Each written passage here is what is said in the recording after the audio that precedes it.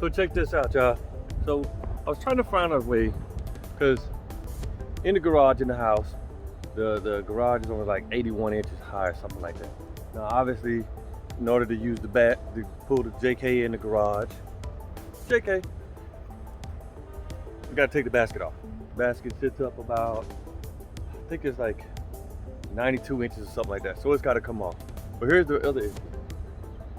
These lights right here come up to like 83 inches, 81 inches, 80, 81 and a half, 82. Either way, they're too high. So trying to figure out a way to make this thing fit.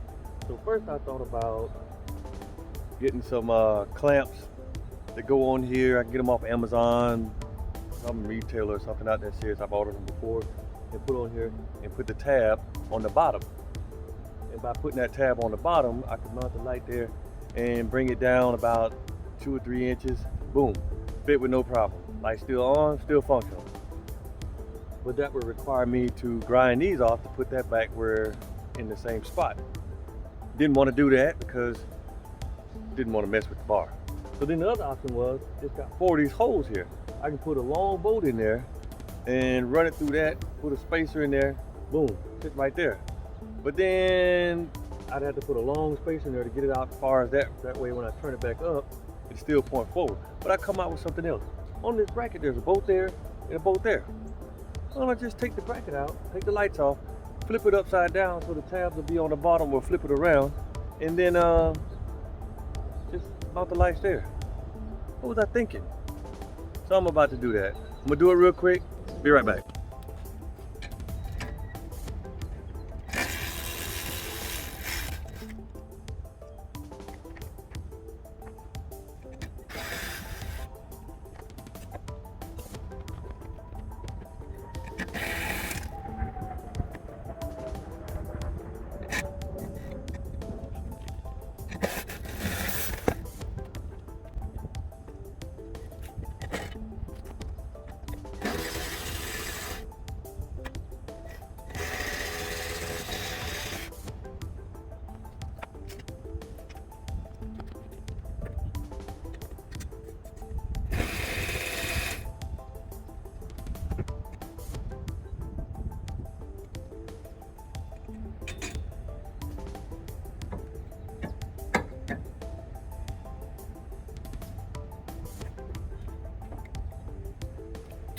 Now, the other thing is I'm gonna have to loosen up one of the sides, or maybe even take it off just to have enough room to slide it out, flip it upside down, stack it up, rub it, whatever you want to call it.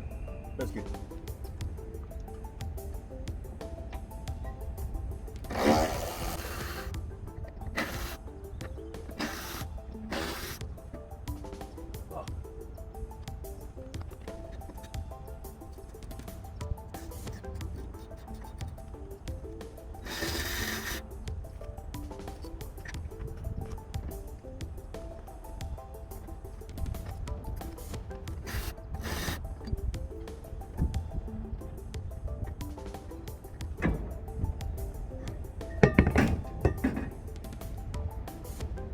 Now y'all saw that.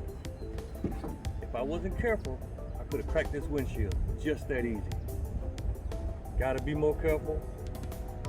Don't rush it like I'm doing. Slow it down and do the job. Because I could have easily cracked this windshield. I'm just lucky, unfortunate.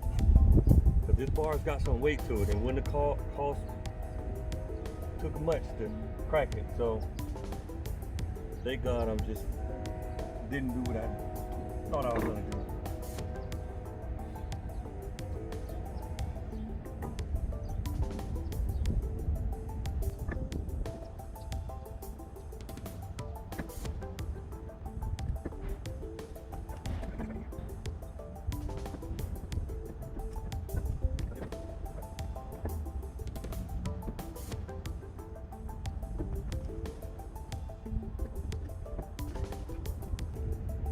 Taking off more and more stuff just to work this.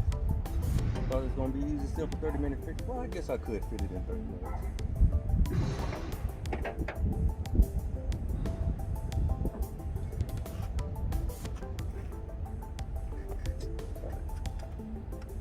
Loosen up the other side.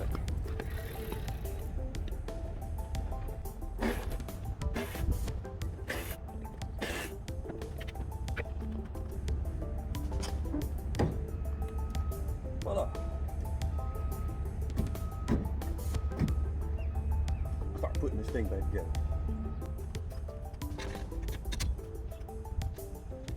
Finger tighten everything. We don't want to get everything back tight and button it up until we actually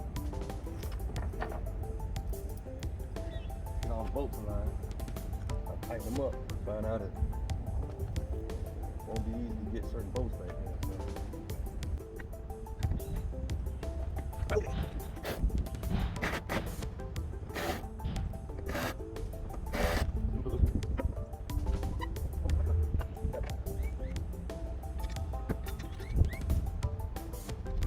Now I'm still gonna have to put spacer there because if you see that sits, well, I don't know, it almost sits in a groove, but I like to put like a couple washers or something in there, get it off that. But as you can see, that dropped it down about a whole nother, well, it's a 2-inch bar, so it dropped it down a whole nother 2 inches.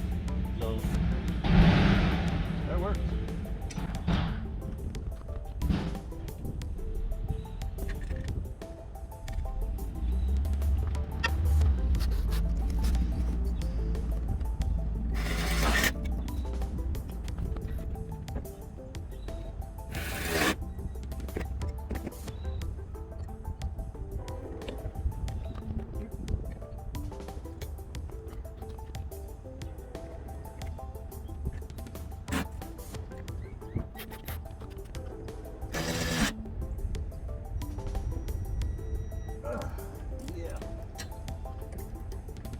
Into.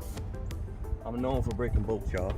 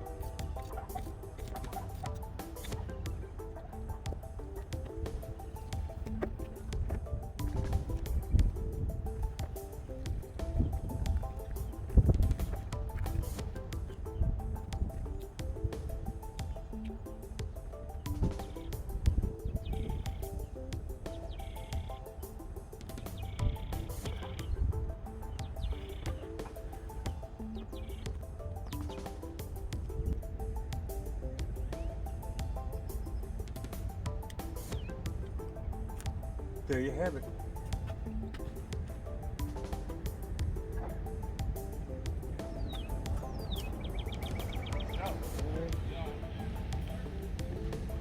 There you have it.